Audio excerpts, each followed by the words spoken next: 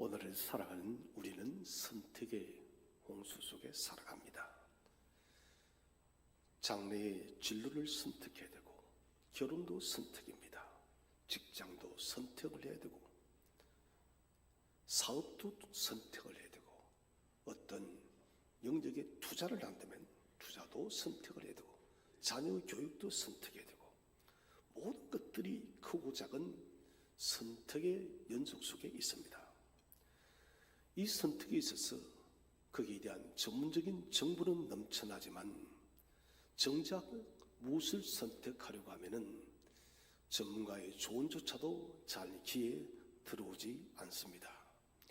이런 혼란 속에서 많은 그리스도인들이 질문을 합니다.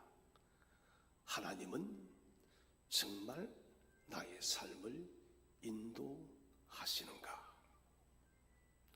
그렇다면 정말 하나님의 그 인도하심을 우리는 경험할 수 있는가? 자, 이것은 우리가 매일마다 하나님께 던지는 질문이에요. 오늘 본문은 이 질문에 대해서 하나님께서 답변을 하고 계십니다. 본문의 이 내용을 좀 더 살펴보기 이전에 이 본문이 주어진 배경을 먼저 이해해야 합니다. 남유다는 강대국 아수르의 위협 앞에서 생존의 위협을 느꼈습니다. 그래서 그들은 머리를 돌렸어요. 나름대로 장계를 낸 것이죠. 우리가 이집트와 동맹을 맺으면은 아수르의 침략을 이겨낼 수 있을 것이다. 유다는 하나님께 묻지도 않은 채 이집트와 동맹을 맺을 계획을 세웠습니다. 그 결과는 실패와 수치밖에 없었습니다. 이런 절망적인 국가적 절망적 순간 속에 하나님은 놀라운 약속을 주십니다. 먼저 우리에게 이스라엘에게 위로를 주십니다. 그 다음에 내가 너희들을 어떻게 인도할 것이라는 구체적인 인도의 길을 우리에게 말씀하고 있는 것입니다. 오늘 우리는 위로와 인도, 이 순서가 왜 중요한지, 그리고 하나님의 인도하심이 어떻게 우리의 삶에 구체적으로 나타나는지를 살펴보기를 원합니다. 첫 번째 주제는 왜 하나님의 위로가 인도하심보다 먼저 와야 하는가? 다시 말한다면 하나님의 세밀한 인도하심이 있기 전에 하나님의 위로가 먼저 있어야 된다는 것입니다. 그 이유는 상처받은 마음은 하나님의 음성을 들을 수 없기 때문에 그렇습니다. 이사야 30장 18절과 19절, 오늘 우리가 읽지는 않았지만 18절 19절은 하나님의 인도하심은 단순히 방향을 가리키는 기능적인 역할이 아닙니다. 하나님의 인도하심은 먼저 회복과 위로를 주시는 하나님의 마음에서, 하나님의 사랑에서 출발하는 것입니다. 하나님은 단지 우리가 너 어디로 가? 이렇게 지시하는 뿐만이 아니에요. 근본적으로 저와 여러분의 마음을 어루만지고 다시 일어서는 힘을 주시는 위로의 하나님이심을 믿으시길 바랍니다. 하나님께서 그냥 너 이리로 간다면 지친 사람에게 어떻게 그렇게 가겠어요? 제가 참 좋아하는 함께하는 교회를 섬기는 한 목사가 마음에 굉장히 지금 어려운 시간을 겪고 있어요. 어제 전화를 하니까 어디에 있니 하니까 산속에 있다는 거예요. 아무도 없는 곳에 혼자 있다길래 한 목사, 힘을 내야 돼. 일어서야 돼. 지금 엎어지면 안 돼. 하나님은 꼭 너의 마음을 위로해 줄 거야. 그렇게 통화를 했습니다. 하나님은 반드시 저와 여러분의 마음을 만지시는 분이심을 믿으시길 바랍니다.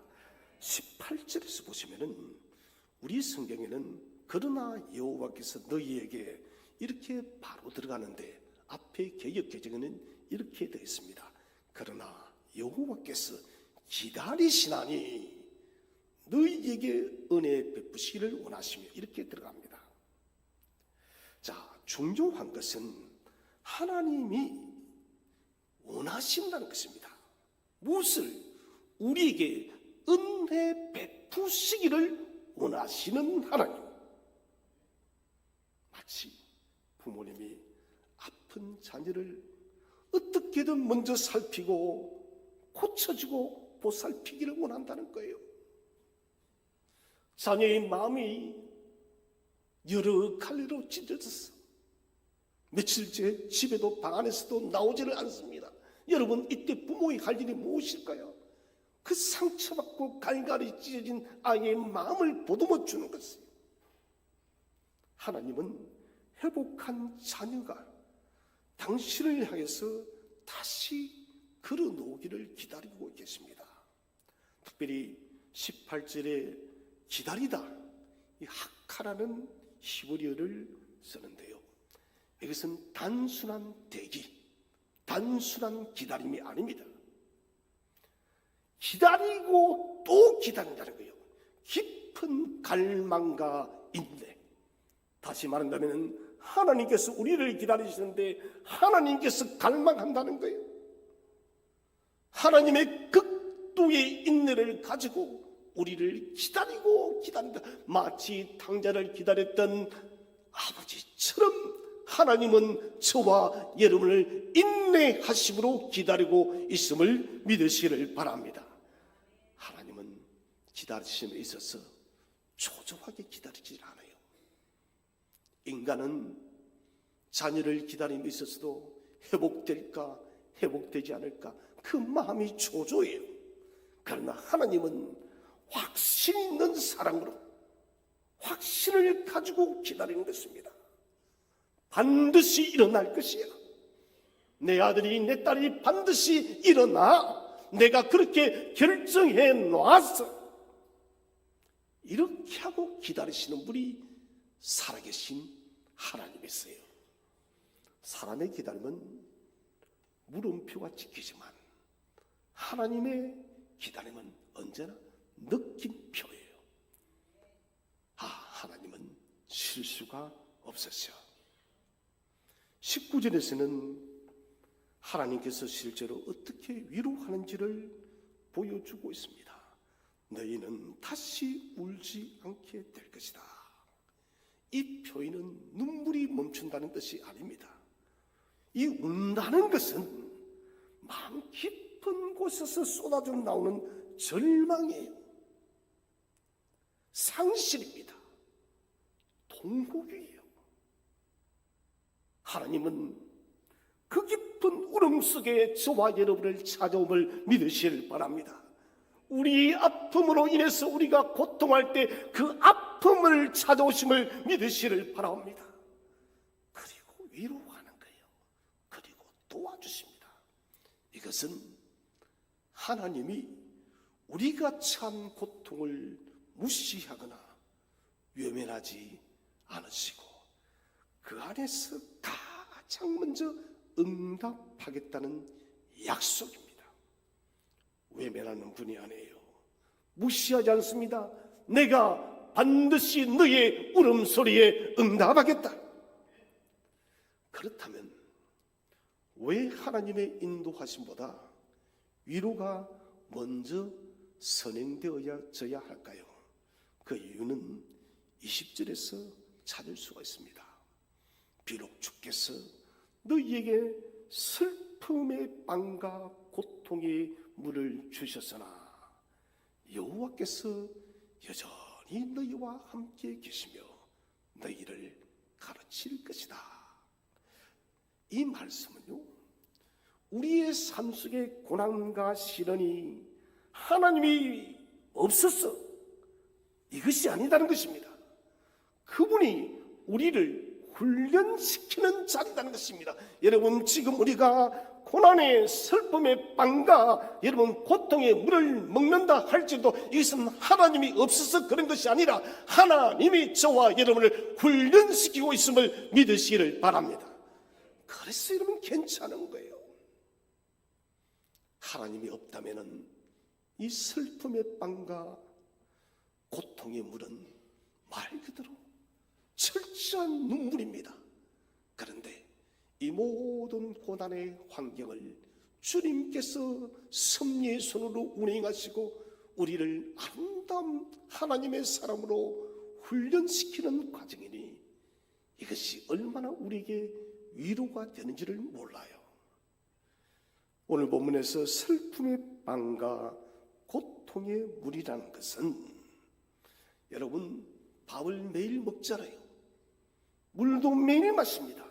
이것은 고난이 일상이 되어버렸다는 것이에요. 고난이 일상이 되어져 버렸기 때문에 이 고난의 현장을 쉽게 벗어날 수 없는 고통을 우리에게 말을 하고 있습니다. 여러분, 고난이 매일처럼 소낙비처럼 내린다 할지라도 그런 고난의 자리에 하나님은 함께함을 믿으시를 바랍니다. 그리고 더 적극적으로 가까이 와서 가르치는 스승으로 우리를 찾아오는 것입니다. 오늘 본문 20절에 나오는 스승이라는 단어가 있습니다. 스승이라는 이 단어는 모래라는 단어예요. 모래. 두 가지의 뜻을 가지고 있습니다. 가르치는 자, 이름비. 저는 히브리어를 보면서 참 상반되어진 뜻을 가지고 있는 단어 중에 하나가 바로 모래라는 단어예요. 스승. 가르치는 자는 이해가는데 이름비, 이건 대체 뭔 말이에요? 이 단어는 아주 풍부한 의미를 가지고 있습니다. 하나님은 우리 스승이 되시는데 한편으로는 저와 여러분의 삶의 모든 영역을 가르치는 분이다. 그런데 여기서 끝나는 것이 아닙니다. 동시에 이름비를 준다. 무슨 말입니까? 내 영혼이 바짝 말라서 숨을 쉴 수 없고 살아날 수 없는데 바짝 말라버린 나의 심령 속에 이름비를 내려주시는 생명의 하나님이시단 거예요. 아, 놀라워요. 그냥 가르치기만 하시면은 나는 메말라서 일어날 수 없을 것 같은데 지식을 주시고 지혜를 주시고 생명의 담기를 우리에게 주셔서 우리의 목말라 버린 그 심령을 다시 소성하게 하시는 하나님. 이 말을 다시 한번 정리해 보자면은 스승이란 말은 하나님은 우리에게 지혜와 지식을 주시는 교사예요. 또한 지치고 말라버린 우리의 영혼에 생기를 불어 넣으시는 분임을 믿으시를 바랍니다. 이분이 우리의 스승이에요. 하나님은 우리를 가르치는 스승처럼 고난 속에서도 어디로 가야 할지를 분별하게 하십니다. 사실 사람이 여러분 고난에 처하게 되면 길을 못 찾아요. 너무 힘겨워서. 그 힘겨운 순간에 하나님은 어디로 가야 할지를 알게 하시고 무엇보다도 다시 일어나게 하는 거예요.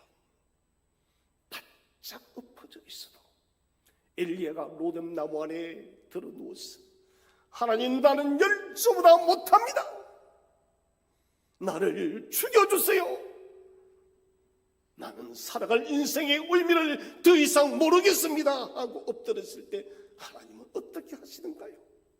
그 지친 선지자 엘리야를 찾아갑니다.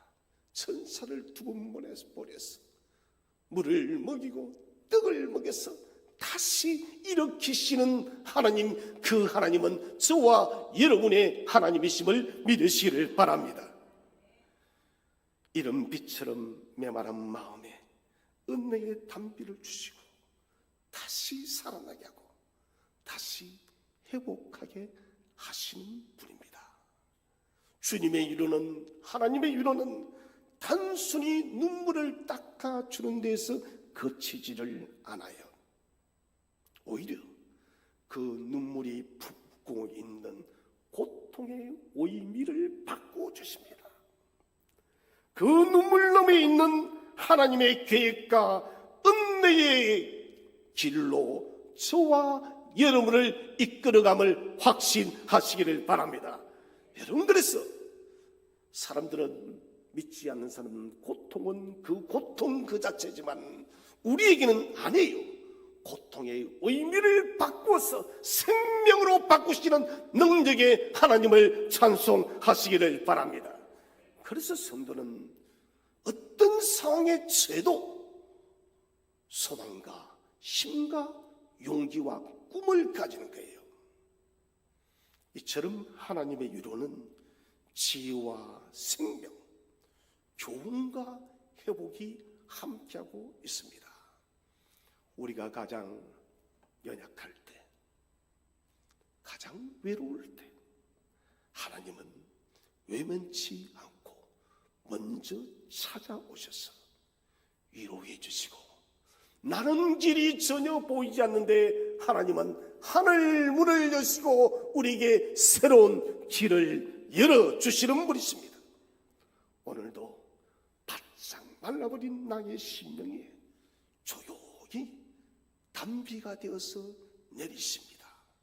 그리고 다시 걸어갈 수 있도록 힘을 주시고 방향을 주시고 인도하시고 이끌어주시는 살아계신 하나님이십니다. 사랑하는 성도 여러분, 하루를 마치는 저녁 조용히 앉아서 오늘 이 하루를 인도하신 하나님을 한번 생각해 보십시오. 하루를 살아가면서 마음이 무너질 뻔한 순간도 있었습니다. 그 순간에 누군가의 말 한마디가 나를 일으켜 주었습니다.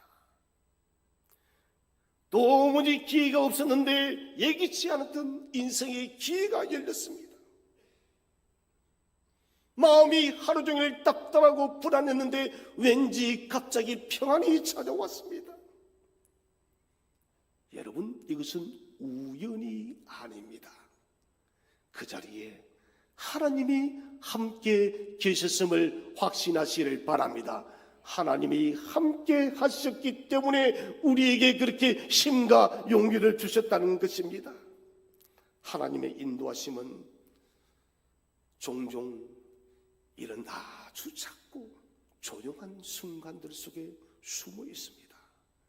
그분의 손길을 자주 떠올리는 삶은 점점점 하나님께 민감하게 되어지고 더 깊이 하나님을 신뢰하게 되는 삶이 될 것입니다. 두 번째 주제는, 하나님은 위로받은 자에게 어떻게 구체적인 인도함을 주실까요? 그것은 하나님은 개인적이고 즉각적인 음성으로 우리를 인도하십니다.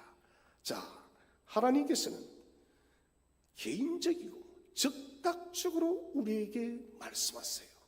이제 오늘 본문으로 돌아왔습니다. 핵심적인 말씀을 한번 읽어보겠습니다. 이사야 30장 21절을 한번 다 함께 한번 읽어보겠습니다. 30장 21절 시작. 너희가 오른쪽이든 왼쪽이든 잘못된 길로 가려 하면 뒤에서 이 길이 옳은 길이니 이 길로 가거라 하는 소리가 너희 귀에 들릴 것이다. 아멘. 저는 이 구절을 가만히 생각하면서 너무너무 마음이 평안했고 위로가 되어지고 기쁨이 넘쳤어요. 오른쪽이든 왼쪽이든 잘못된 길로 가려 하면 뒤에서 하나님이 말씀한다는 거예요. 얘야, 이 목사가 그 옳은 길 아니야. 이쪽이 옳은 길이야. 여러분, 세상에 이런 분이 어디에 있어요? 내 귀에 들려준다는 것입니다. 이 말씀에는 하나님의 인도하심에 대한 놀라운 약속이 담겨 있습니다. 오른쪽으로든 왼쪽으로든 이 말은 무슨 말이냐면은 저와 여러분의 삶의 모든 영역에 하나님이 지시하고 책임짐을 믿으시기를 바랍니다. 내 인생의 어떤 특정한 부분만 이게 아니다는 거예요. 내 가정에 어려움이 찾아왔을 때, 내 자녀의 건강에 문제가 찾아왔을 때, 이때만 관여하는 분이 아니라 우리의 삶의 크고 작은 모든 걸음에 하나님이 인도하고 가르쳐 준다는 거예요. 가려하면, 잘못된 길로 가려하면, 이 가려하는 순간이에요. 우리가 완전히 길을 잃어버리기 전에 하나님은 타이밍의 하나님이에요. 그때 하나님께서 개입한다는 것입니다. 길을 잃어버리면 우리가 여러분 큰 상처를 받습니다. 물론 그런 때도 있지만은 하나님은 대부분이 우리가 길을 잃어버리기 전에 저와 여러분의 인생에 간섭하는 분입니다. 우리는 여기에서 하나님의 예방적 은혜를 보고 있습니다. 우리가 여러분 코로나 때 예방주사를 맞지 않았나요? 그 예방주사가 많은 효과를 냈지 않습니까? 여러분, 인간이 만든 예방주사는 효과를 낼 때도 있고 내지도 못할 때도 있고 순간적입니다. 그리고 기한이 제한되어 있습니다. 코로나 주사도 맞고 1년 뒤에 또 맞아야 했듯이, 그러나 하나님의 예방적 은혜는 끝이 없음을, 유통기한이 없음을 믿으시길 바랍니다. 제한이 없어요. 또 너희 귀에 들릴 것이다. 이것은 하나님의 친밀함입니다. 너희 귀에, 개인적으로, 이것은 대중을 향한 다수의 방송이 아닙니다. 한 사람만을 위한 방송이에요. 저와 여러분만을 위한 방송인 것입니다. 하나님의 인도하심은 개별적이고 구체적입니다. 특히 뒤에서 인도하신다는 점이 흥미롭습니다.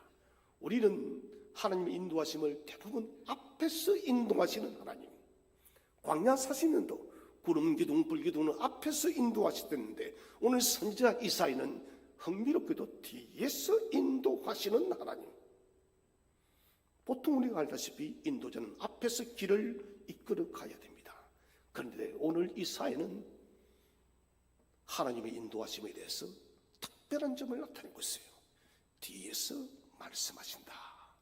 이것은 목자가 양떼의 뒤를 따라가며 길을 잃지 않도록 조용히 음성을 들려주는 모습과도 똑같습니다. 이것은 무슨 말이냐? 우리에게 적응해 보자면, 우리가 여러분 길을 걸어갑니다. 하나님은 우리의 자유의지, 우리의 생각을 존중해 준다는 것입니다. 우리가 선택한 것도 존중해 준다는 것입니다. 실수한 것도 바라보고 있습니다. 중요한 것은 우리의 모든 것들을 존중하되 우리가 잘못된 길로 가게 되질 때, 그때 뒤에서 얘야, 그 길은 아니야, 이 길로 가야 돼, 이렇게 말씀하시는 분이 뒤에서 인도하시는 하나님이세요. 저는 여기에서 한 가지를 깨달았습니다. 하나님은 우리를 종으로 부리는 분이 아니다. 아들과 딸로 존재함을 믿으시길 바랍니다. 당신의 아들과 딸이기 때문에 하나님은 일방적으로 너 이렇게 가 저렇게 가 하는 분이 아니라 뒤에서 얘야 이 길로 가는 것이 옳은 것 같아, 우리의 결정을 보고 하나님은 언제나 그렇게 조언하시고 가르쳐 주시는 하나님이세요. 세상에 여러분, 이 우주 만물을 창조하신 전능하신 하나님의 여러분, 대체 우리가 무엇이라고 우리의 생각과 우리의 가치와 우리의 행동을 존중하고 인정해 주는 것일까요? 그것은 저와 여러분이 존귀하고 특별하기 때문에 하나님은 그렇게 행하시는 것입니다. 하나님의 인도는 억지가 아닙니다. 강제가 아닙니다. 조용하지만 분명한 사랑의 음성임을 믿으시길 바랍니다. 언제나 저와 여러분을 뒤에서 포기하지 않고 기다리시며 인도하시는 분입니다. 이것이 옳은 길이니 이 길로 가라. 이 말씀은 하나님께서 우리에게 뜻을 분명히 알려주고 있습니다. 하나님의 인도는 추측이나 잘 들리지 않는 신호가 아닙니다. 인격적입니다. 구체적입니다. 정확하게 말씀하시는 하나님이심을 믿으시길 바랍니다. 그래서 그분은 진심으로 하나님을 구하는 자에게 당신의 뜻을 감추지를 않아요. 말씀과 성령을 통해 분명하게 우리에게 길을 알려주십니다. 그래서 하나님의 뜻은 알 수 없는 신비가 아닙니다. 가까이 하나님께 다가가는 자에게 친히 말씀해 주시는 정확한 인도라는 것을 확신하시기 바랍니다. 누구든지 하나님께 가까이 나아가면은 하나님은 친밀하게 쉽게 설명해 주는 거예요. 마치 유치원 아이에게 어려운 수학 문제를 아주 쉽게 풀어주듯이 그렇게 우리에게 말씀하시는 분이십니다. 그렇다면 하나님은 오늘날 어떻게 우리에게 말씀하실까요? 그 첫 번째는 성경 말씀을 통해 말씀하십니다.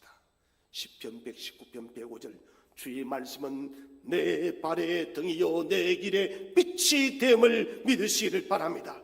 여러분 매일 아침 주의 말씀을 묵상하시기 바랍니다. 주님, 오늘 제가 읽은 이 말씀을 통해 내게 필요한 인생의 지침을 주시옵소서. 두 번째는 성령께서 우리의 마음을 밝혀주심으로 우리 안에서 하나님의 뜻을 깨닫게 하는 것입니다. 로마서 8장 14절 무릇 하나님의 영으로 인도함을 받은 사람은 곧 하나님의 아들이다. 중요한 결정을 내리기 전에는 여러분 충분한 시간을 기도하시기를 바랍니다. 그래서 성령의 조명을 받으시기를 바랍니다. 기도하고 성령의 조명을 받을 때 그 일은 실수가 없을 것입니다. 세 번째는 공동체를 통해서 말씀하십니다. 잠언 15장 22절 오이놀이 없으면 경영이 무너지고 모사가 많으면 경영이 성립하느니라. 무슨 말입니까? 혼자면 망한다는 것이에요. 많이 의논하고 같이 고민하면 성공한다는 것입니다. 여러분 잠언서의 말씀처럼 인생의 중요한 결정을 혼자서 내리지 마시기 바랍니다. 목회자나 신앙의 선배들과 상의하십시오. 하나님은 때로는 그들의 입을 통해서 하나님의 음성을 들려줄 줄로 믿으시길 바랍니다. 네 번째, 환경과 상황을 통해 말씀하십니다. 하나님은 우리 환경의 문을 열기도 하고 닫기도 하시며 우리를 인도하는 분입니다. 결국 여러분 가장 중요한 것은 하나님께서 주시는 모든 인도하심은 성경 말씀에 근거해야 되는 것이에요. 아무리 내 마음이 끌린다 할지라도, 아무리 상황 환경이 좋아 보인다 할지라도 그것이 이런 성경의 원리와 어긋난다면 버리시기를 축원을 드립니다. 반대로 모든 것이 막혀있고 길이 보이지 않는다 할지라도 하나님이 말씀하시는 성경의 원리라면 믿음으로 도전하시기를 바랍니다. 길이 열려요.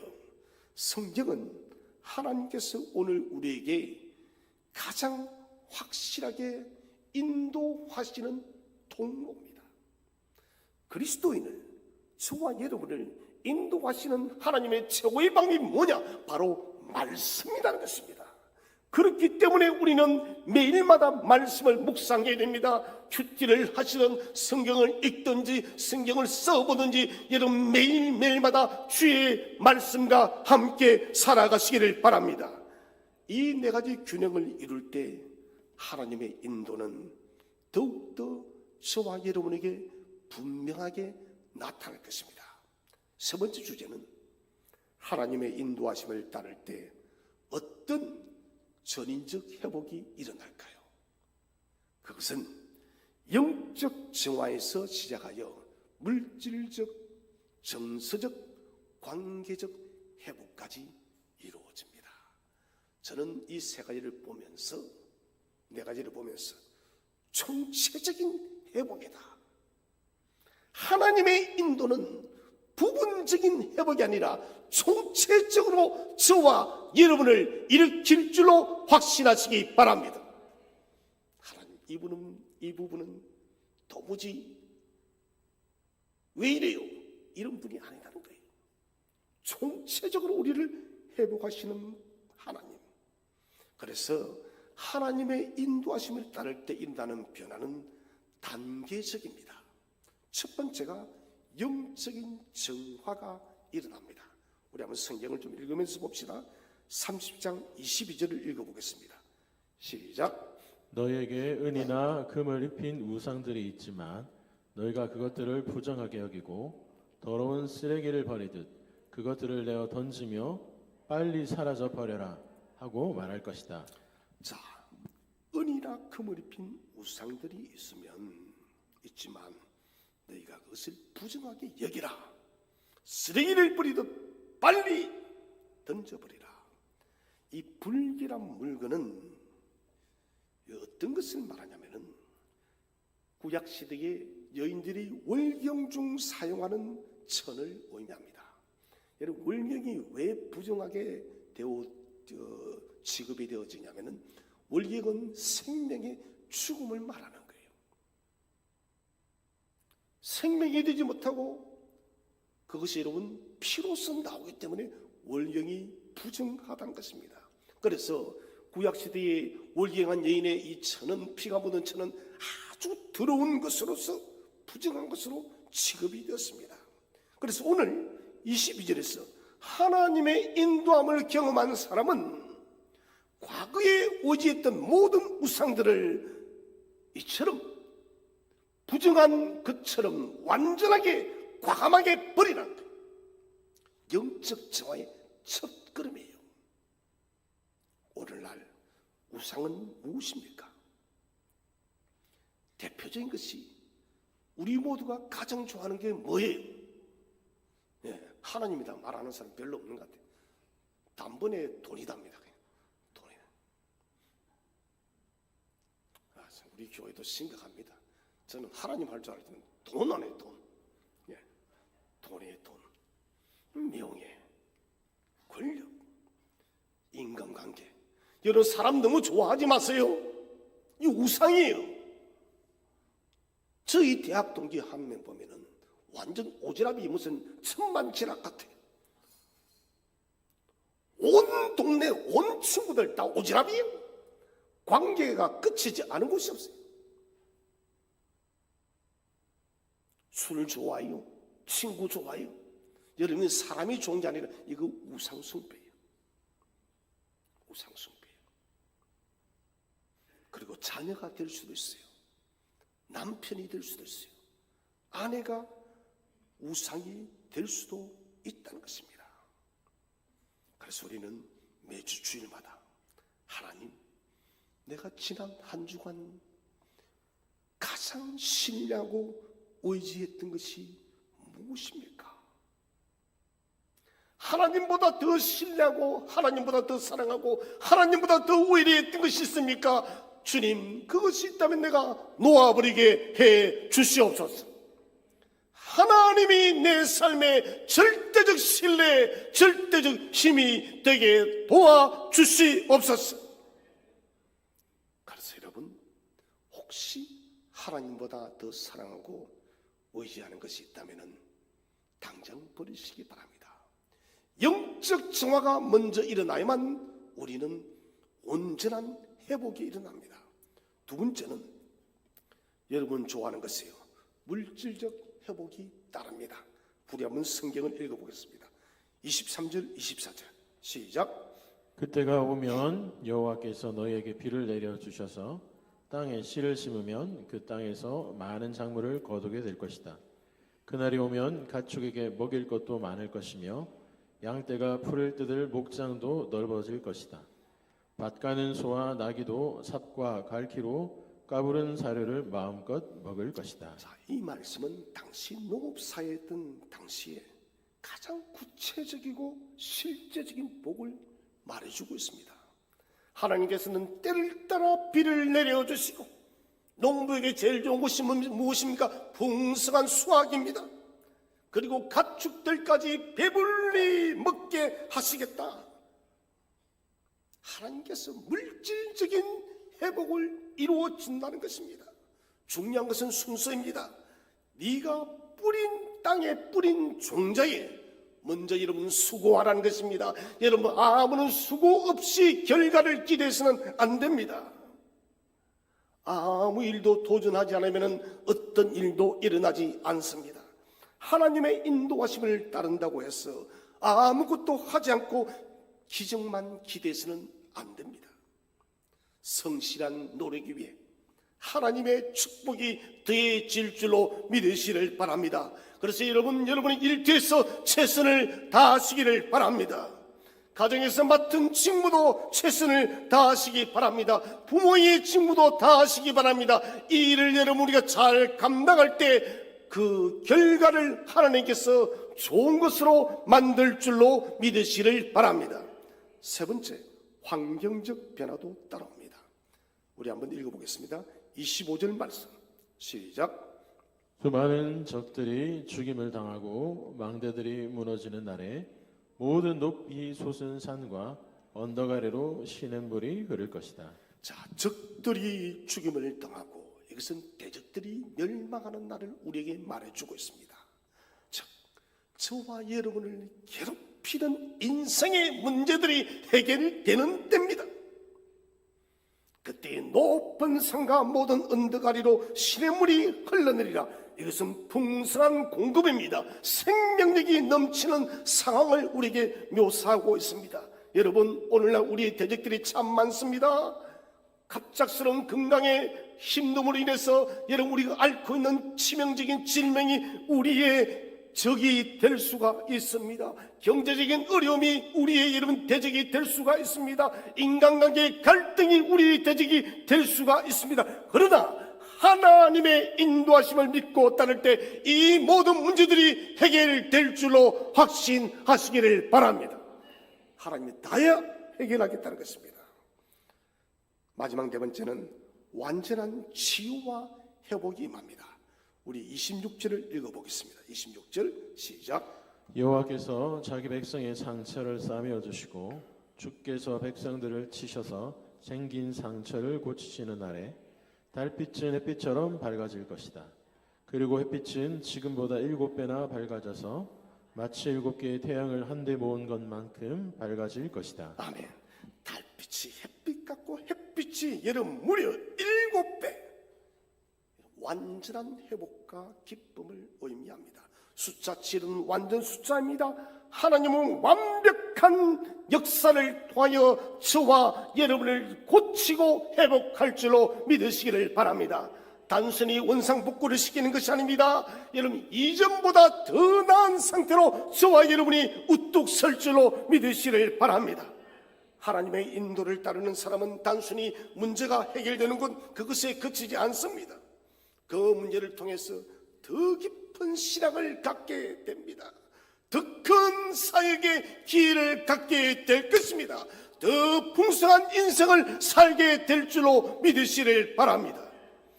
그러므로 여러분의 삶 속에서 하나님의 인도하심이 어떻게 나타났는지를 장기적으로 돌아보는 시간을 가지시기를 바랍니다. 특별히 매달 마지막 주 나를 한번 정해보십시오. 조용한 시간을 정해서 이번 한 달 하나님은 나를 어떻게 인도하시는지를 기록해 보시기를 바랍니다. 어쩌면 그것은 아주 작은 일일 수가 있습니다. 뜻밖의 위로를 받았습니다. 예상치 못한 평안이 왔습니다. 예상치 못한 관계 회복이 왔습니다. 고난 중에 감당할 힘을 주었습니다. 여러분, 어떤 것이든 거기에는 하나님의 신실한 인도하심이 함께 하였음을 믿으시기를 바랍니다. 이 기록은 단순한 추억이 아닙니다. 어려운 시기에 저와 여러분이 붙들 수 있는 믿음의 증거가 됩니다. 오늘 내가 당하는 시험과 어려움이 있으면 과거에 도우시던 그 하나님이 우리의 증거가 된다는 것입니다. 그래서 하나님의 인도는 일시적인 위로가 아닙니다. 더 깊은 믿음과 더 넓은 삶으로 이끄는 회복의 여정임을 믿으시기를 바랍니다. 그래서 말씀과 성령, 공동체 안에서 하나님의 뜻을 분별하며 순종으로 동행해야 될 것입니다. 사랑하신 성도 여러분, 오늘 우리는 놀라운 진리를 발견했습니다. 하나님께서는 상처받고 절망한 우리를 먼저 위로하시는 하나님이십니다. 그 위로받은 자에게 구체적이고 개인적이고 인격적으로 세상 끝날까지 인도하시는 하나님이심을 믿으시기를 바랍니다.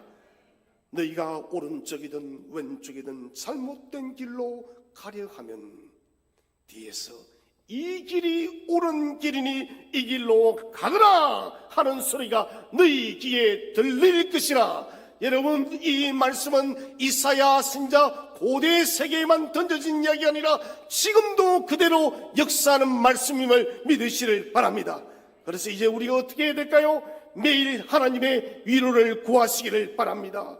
매 순간 하나님의 음성에 귀를 기울이시기를 바랍니다. 하나님의 인도함을 받을 때는 순종하시기를 바랍니다. 여러분의 받은 위로와 인도하심을 다른 많은 성도들과 함께 나누고 간증하시기를 바랍니다. 혹시 지금 인생의 어려운 터널을 지나고 계시는 분이 계십니까? 포기하지 마십시오. 하나님께서 인내하며 기다리고 계십니다. 혹시 인생의 갈림길에서 어디로 가야 될지 방향을 몰라서 헤매고 계십니까? 귀를 기울이십시오. 이것이 바른 길이니 이리로 가라. 하나님은 분명히 말씀할 줄로 믿으시기를 바랍니다. 위로받은 자에게 주어지는 하나님의 놀라운 인도하심을 받아서 이 험난하고 복잡다단한 세상을 하나님의 능력의 인도로 매일매일마다 승리하는 저와 여러분 되시기를 주의 이름으로 축원드립니다.